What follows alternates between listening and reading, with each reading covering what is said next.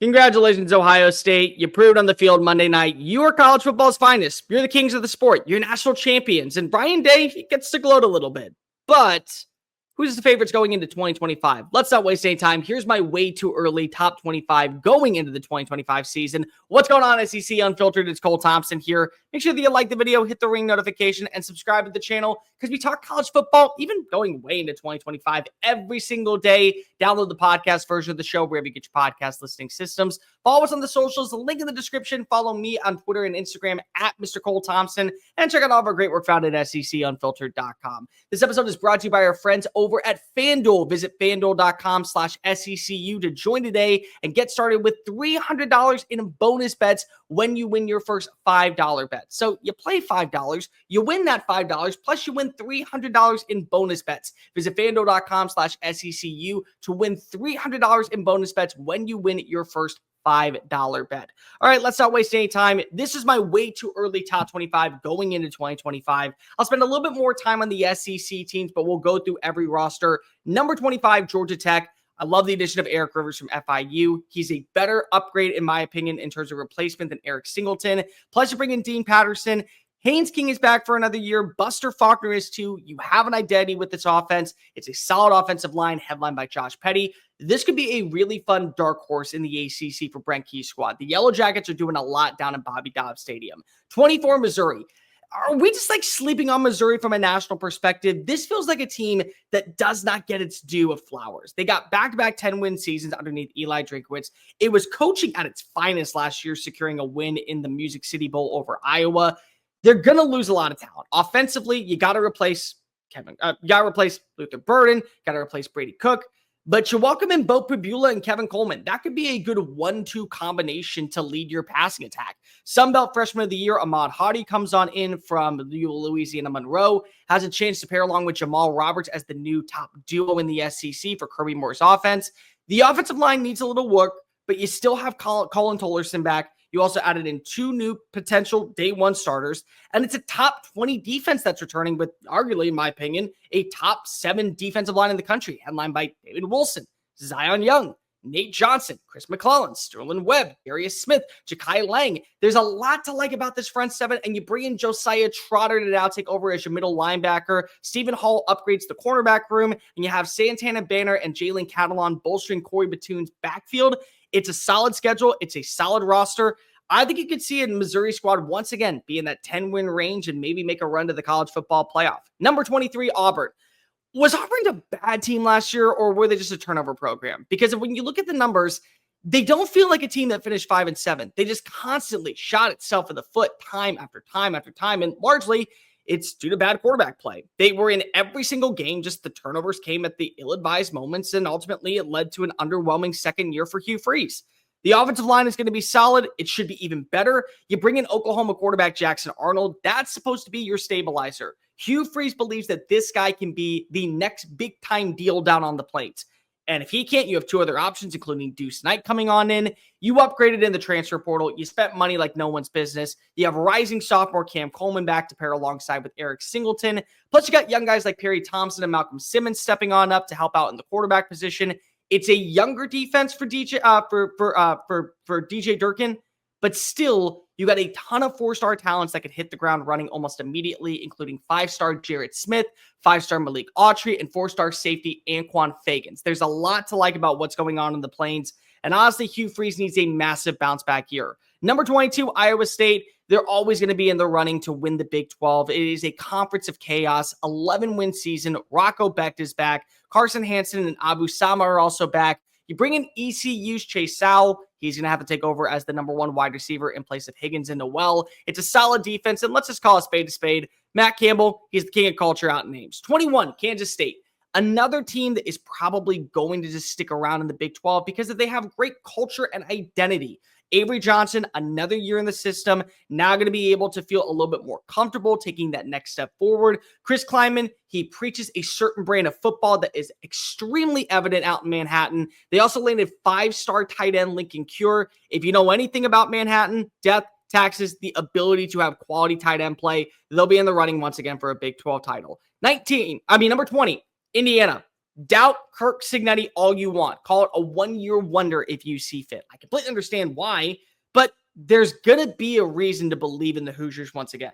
They have a new quarterback in Fernando Mendoza. Perfect fit for the style of offense they want to run. You're also adding in Mekhi Jackson, one of the best wide receivers from the Sun Belt Conference at Appalachian State. He's pairing with Elijah Surratt. He's pairing with Omar Cooper. You also have a solid defense, 19 portal additions to regroup. I really do believe that Indiana is not going to go away quietly. Maybe it's not the favorites to go win the Big Ten or be a college football playoff dark horse. Number 19, Texas A&M. At some point, they got to put it all together. At some point, we got to stop saying that this is a Texas A&M squad that can get to 10 wins, that can get to that next level. Because let's be honest, we've been saying it since 2012 when Johnny Manziel was still throwing the football around like nobody's business, and they've only had one double-digit win season in the SEC. You're building around Marcel Reed. You added in the right pieces. For my money, you've added and upgraded Casey Concepcion, Mario Craver. You also recently added in Amari Niblack from Texas at tight end. You also got young guns like Isaiah Williams and four-star Jerome Miles. They should be difference makers to create more explosive plays. Defensively, you're losing a lot in the front seven, but Cassius Howell showed you last year that he is ready to replace Shamar Stewart and Nick Scorton. You also brought in two new transfers in Samuel Mpemba and TJ Searcy. Both have SEC experience. Your secondary, you heard Mike Elko say it clear as day. Thank God I never have to look at that unit again. And you know what? He's right. You're never going to have to look at that unit again. This should be a much more stable, sturdy year two for Mike Elko, where 9 wins, maybe even 10 wins, not off the radar. Far from, in my opinion. Number 18, SMU. The Ponies were one of the cooler stories of 2024. They made it to the college football playoff as a Power 4 program in their first year. Made it to Charlotte in their first year as representatives of the ACC. They're going to have to play Clemson next year, Miami and Louisville, so the schedule does hurt them, but they have the quarterback back. Kevin Jennings, he's a perfect fit for what they want to run in this offense for Rhett Lashley. More importantly, he gets to learn underneath De'Ara King for another year. They've added in some really good portal additions on the offensive and defensive side. I don't think SMU should be a favorite in the ACC, but if you told me they got to 10 wins, wouldn't be shocking in the slightest. Number 17, Michigan. It wasn't an elite year for Sharon Moore in year one. You lost a ton of talent to the NFL draft. Here's the thing. You ended your season on a high note. Got wins over Ohio State that just won the national championship. Got wins over Alabama with a mostly depleted roster. And you swung big and landed the ultimate, probably human chess piece in a guy with Bryce Underwood coming on in. That's your QB1 going into next season. It's a really solid transfer portal class as well, headlined by Alabama running back Justice Haynes, Damian Payne, the Metcalf brothers from Arkansas, several young players that can also start right away, top 10 recruiting class. I think Ann Arbor is going to be fine going into year two of the Moore era. Number 16, Ole Miss. Ole Miss might have lost talent, but it doesn't matter. We've seen this story play out how many times in the past where Lane Kiffin goes in the portal and he picks and chooses who exactly he wants and goes, oh, I'm going to make you an All-American. Oh, I'm going to make you a first-round draft pick. Going to happen once again. Top 2 portal class to close out 2025. Added in exceptional talent, including tight end Luke Haas, Trey Wallace from Penn State, Percy Lewis from Auburn, Patrick Cutis from Arkansas, Deuce Alexander from Wake Forest. They all should help out Austin Simmons. Austin Simmons last night posted on his Instagram saying, I'm going to be here next year, meaning that this team is good enough to win a national championship in his eyes. And they still have a solid defense headlined by newcomers in Princewell Ewan Manley Ellen. Sage Ryan comes on in from LSU. Antonio Kite comes on in from Auburn. They should elevate the back end of the secondary and the pass rush. It still is an easy schedule. You have Caden Lee back as your new wide receiver 1. Trey Washington's going to frontline the secondary. Logan Diggs is going to have a full year of health to be able to work in Lane Kiffin's offense. And there's a standard out in Oxford moving forward. You have to realize people don't think anymore of Ole Miss as a downtrodden team that every once in a blue moon gets lucky and pushes their way into double-digit victories. 3 10-win finish seasons in the last 5 years underneath Lane Kiffin. That is the new standard. If you are not hitting double digits, you have had a down year in Oxford. They're going to be a college football playoff dark horse. I don't care what anybody says. This is a team that still means business going into 2025. Miami, 15. Carson Beck era underway. Really good fit for Shannon Dawson's offense. What will the rest of the unit look like? They lost 2 top receivers. Their top tight end and Marcus Arroyo is gone. How do newcomers like Alex Bauman from Tulane and CJ Daniels from LSU help out in the passing attack to replace Xavier Estrepo and Isaiah Horton? the defense can't get worse, right? New defensive coordinator Corey Heffman comes on in from Minnesota, and they have newcomers like Zion Poyser coming on in from Jacksonville State, Charles Bentley from Michigan State, and Xavier Lewis from Wisconsin. All should probably help out in that consistency as well. Number 14, Florida. QB is fine. They may have the best QB system in all of college football. You got a good backup situation, and you got a frontline starter in DJ Lagway.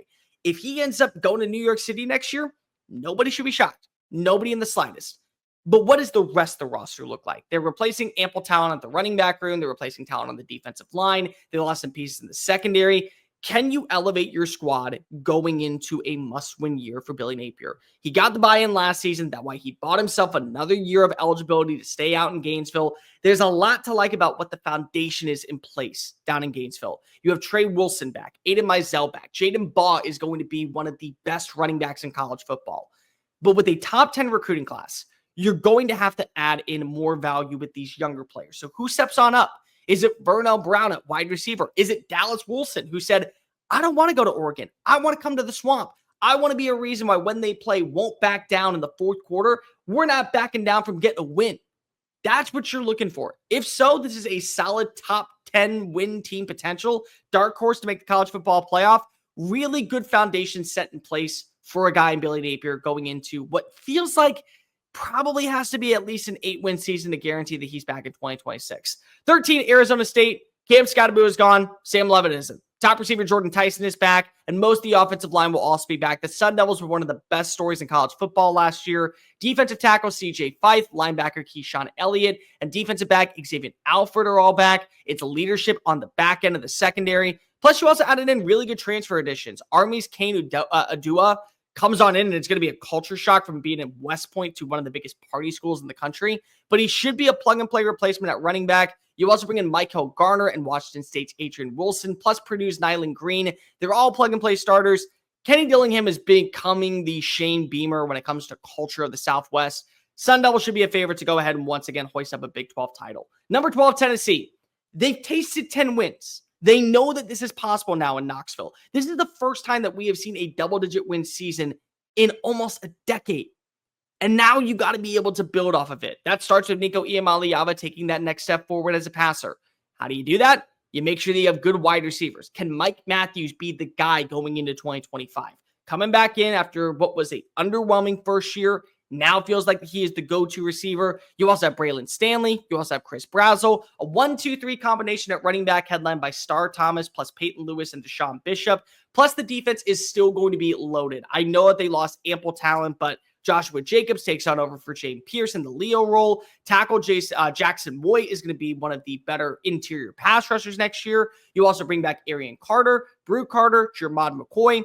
I understand that the way the season ended was on a sour note, but let's be real. Tennessee, you haven't tasted this type of mentality for years. Let's get back to what we know about volunteer football. Sustainability, physicality, and more importantly, a direct punch in the face every single time we go to war. And number 11, South Carolina.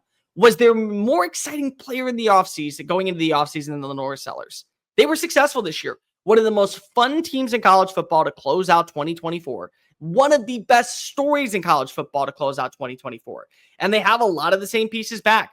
You get Lenore Sellers going into year 2. Left tackle, Josiah Thompson didn't go anywhere. Defensive end, Dylan Stewart didn't go anywhere. Jalen Kilgore didn't go anywhere. The Gamecocks are going to be a player in 2025. And even though the portal names that we haven't really heard about aren't drawing in national reviews, you talk to players in the industry, you talk to those around that have been in the scouting world. They talk about Rasul Faison from Utah State, the tight end Jordan Dingle, Brandon Cisse, the new cornerback coming on in from NC State, Jalen Brown, Gabriel Brownlow-Dindy. They're all perfect fits for the team. And sometimes you don't really worry about the stars that are attached to your name. You worry about how big of a star they can be in your system. The culture is there in Cola. I truly believe that when you look at what Shane Beamer has built, they're going to be sustainable for the very long term. I think that they're once again a player for the college football postseason. SEC Unfiltered is proudly partnered with Fanduel. For the first whistle to the final drive, Fanduel takes the NFL playoffs to the next level. And right now, new customers can bet $5 and get $300 in bonus bets if you win.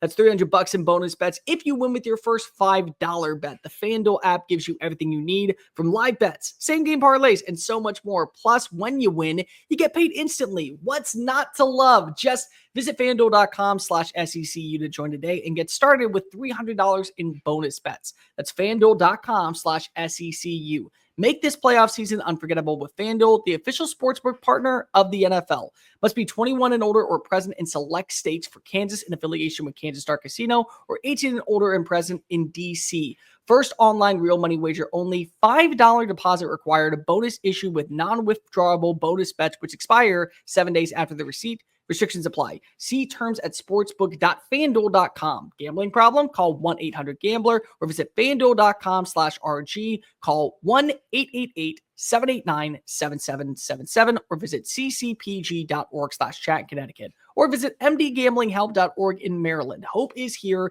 Visit gamblinghelplinema.org or call 800-327-5050 for 24/7 support in Massachusetts or call 1-877-8-HOPE NY or text HOPE NY in New York. Okay, back to the show. Number 10, Illinois. It was a strong 10-win season. Over 75% of the roster is returning. Quarterback Luke Altmaier is back. J.C. Davis, a potential first-round offensive tackle, is back. Defensive back Xavier Scott is back. Linebacker Gabe Jacobs is back. They also brought in newcomer Hudson Clement. He could be a number one wide receiver in the Big Ten. You also have the addition of Justin Botwick from Ball State as a number 2. Brett Bielema, the Fighting Brett Bielemas, for my opinion, feel a lot like this team is going to be the Indiana of 2025. We're going to underrate them. We're going to see them go on an epic win streak and then go, maybe they'll get the job done. And then lo and behold, here they are in the college football playoff. Number 9, Alabama. Doubt the Tide at your own caution. Yes, I understand 4 losses. It's not a good look. It never will be a good look in Tuscaloosa. But Bama has its dudes now. They made the right changes going into year 2 of the Kalen DeBoer era. He also proved that he can recruit in the South. Number 3 overall recruiting class, headlined by Keelan Russell and Michael Carroll. You also see that there is a ton of returning production. Defensively, Deontay Lawson, Keon Sapp, Damani Jackson, LT Overton. That is now your baseline, your foundation, your pro quo of what you want internally for the culture of your program. They all decided to come back. They all would have been probably first, second, third round picks, top 100 selections. But they said, let's go out in Tuscaloosa with a bang. You're going to have a better quarterback situation. Nothing against Jalen Milroe. I love Jalen Milroe. I think that he's a phenomenal player and wish him nothing but the best at the NFL level. But when you look at what Kalen DeBoer's offense has to be going into 2025, Ty Simpson, Austin Mack, even Keelan Russell, who's going to get an opportunity to compete for the job, they're all better fits. They're quality players. They're upside. They have all the potential in the world to be a perfect addition for what is needed down in Titletown. Plus, you got 2 great wide receivers in Ryan Williams and Jeremy Bernard coming on back in. A couple of young newcomers that are coming on in. A couple of transfers, Cam Dewberry, Isaiah Horton, Hill from Colorado. It's a new era of Crimson Tide football. Doubt Alabama all you want, but they're not going away anytime soon. Number 8, LSU. They crushed in the transfer portal. Brian Kelly understood the assignment as he was watching as Notre Dame went to the national championship. I'm going to be here next year. I'm not going to play second fiddle. And so what they do, they used all the money that was utilized towards the Bryce Underwood deal and just said, hey, you want to come play down here in Baton Rouge? Okay, cool. The offense is going to be better with Barry and Brown and Nick Anderson at wide receiver. They're going to upgrade internally on the offensive line with Josh Thompson coming on in from Northwestern. Same thing with Braylon Moore probably taking over at the right guard position. And that's going to be paired with an offense headlined by Caden Durham, Aaron Anderson, Chris Hilton, and you also got to throw in Xavier Thomas. Garrett Nussmeier's back as QB1. I think this is a really good move.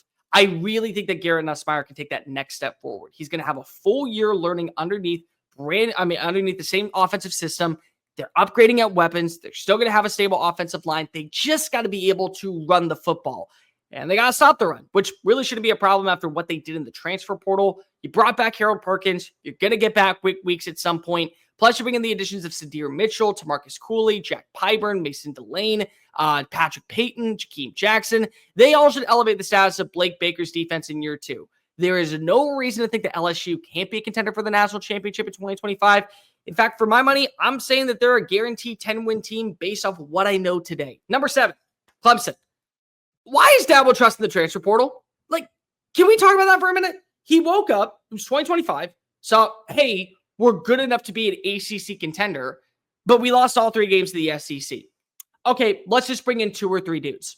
Like we've been saying for years, the culture shift over the last 3 seasons from Dabo's persona to now is a big reason why I believe that Clemson's going to be a player in the national championship for years to come.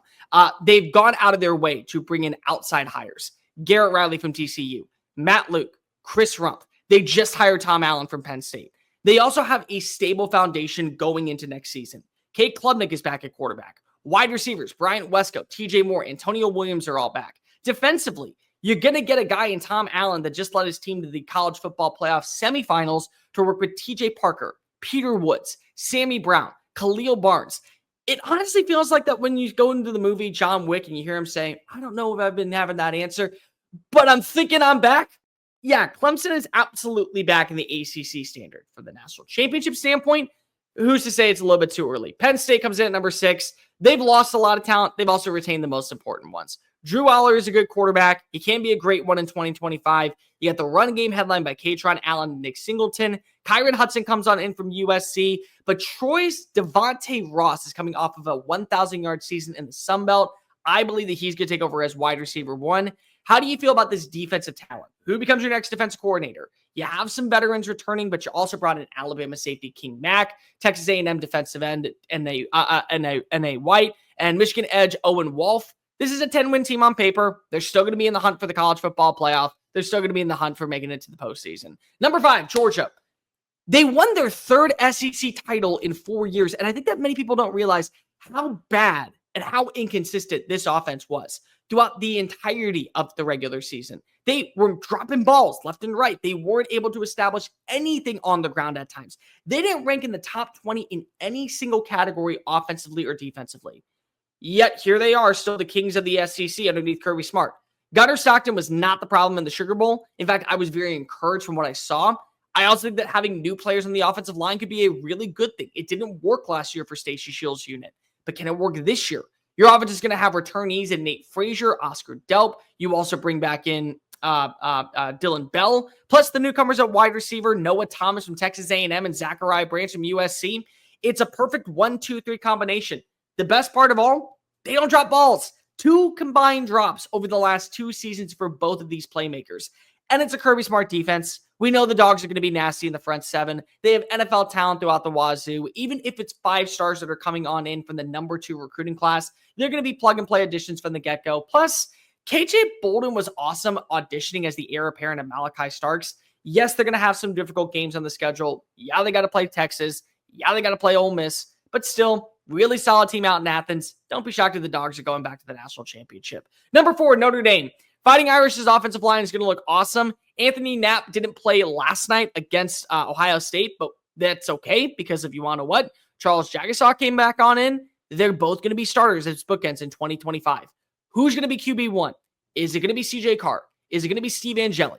Are you going to add somebody from the portal? It doesn't really matter because you're bringing back Jeremiah Love in the backfield. That's a really good start to having the same identity next year. And you're replacing several wide receivers with guys that you have a lot of faith in. Will Pauling from Wisconsin.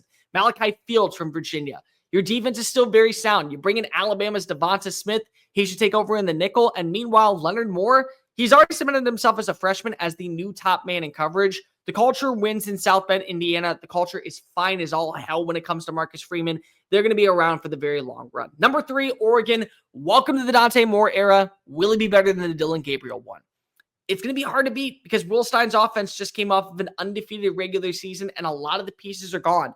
You're replacing 4 offensive linemen, but you still have your top receiver in Evan Stewart. Mekhi Hughes comes on in to be the new bell cow back from Tulane. Malik Benson hopefully has a breakout year after an underwhelming season out in Florida State. You also revamped your entire offensive line with Isaiah World, Emmanuel Pragon, Alex Harkeem. That should be enough. Your defense also returns 2 starters, so we're going to see a lot of these recruiting classes, the guys that were ranked from class number 3, class number 5, class number 7, all take that next step forward. It's a new, young, up-and-coming team, but Dan Lanning, I think that he's happy with how the team has looked. And by the way, they can go into the portal whenever they want and say, here, we're going to pay you what we think that we're missing. You fit the bill. The Ducks are going to be right back here despite an underwhelming finish in the Rose Bowl. Number 2 is Texas. A lot of people have Texas at number 1. I completely understand that, but I don't want to put that much pressure on Arch Manning's shoulders. And honestly, I feel like number 2 is putting too much pressure on his shoulders. It's a really good team. There's veteran talent. The number 1 recruiting class in the country is there. But you're asking the heir apparent of college football and the NFL's greatest family to take over and win a national championship. Is that sustainable? Not entirely sure, but still, very good returning talent. You have Colin Simmons, Anthony Hill, DeAndre Moore, Ryan Wingo, Mookie Tapp, Malik Muhammad. They're all going to be back next year. That's for a top 10 offense and a top 15 defense. They should be once again plug and play with newcomers coming on in, like Jonah Williams, like Justice Terry, like Khalil Lockett, like Michael Terry. All top-ranked players in their respective positions in the 2025 class. Sark knows how to develop talent. He knows how to turn the corner. I can promise you this. Every player that comes on into this building will be better because they learned underneath this system. Texas isn't going away. It's just getting started. I don't know why people think that they're actually going to fall off a cliff in 2025. They're going to be right back in the saddle, probably competing for an SEC championship, and at worst, 10-2, you'll live with that to fight another day. And number 1, it's Ohio State. Listen, I know they're losing tons of talent to the NFL. There's rumors that potentially their defense coordinator is going also to a new school, one in the SEC. We'll get about that later. But when you have the top 2 players in the country in Jeremiah Smith and Caleb Downs, you're in a really good spot. Cardinal Tate should be back for this offense next year. Plus, you bring in the additions of Max Clare from Purdue and running back C.J. Donaldson. Julian Saying's not going to have any pressure. It still is a stable offensive line. Maybe you're looking at a slow start going into the year, but the Buckeyes aren't going away. They're the national champions for a reason, and they'll have a shot to win back-to-back titles in 2025. But those are my way too early top 25 teams going into next year. Comment down below. Who do you think I'm too high on, too low on? Which team would you switch around? Like, review, hit subscribe. Make sure you're following us on all the social channels, TikTok, Facebook, Instagram, Twitter, and SEC Unfiltered. Follow me at Mr. Cole Thompson and check out all of our great work found at secunfiltered.com. Until next time, folks, I am Cole Thompson. College football season might be over, but honestly, it's just getting started. Peace.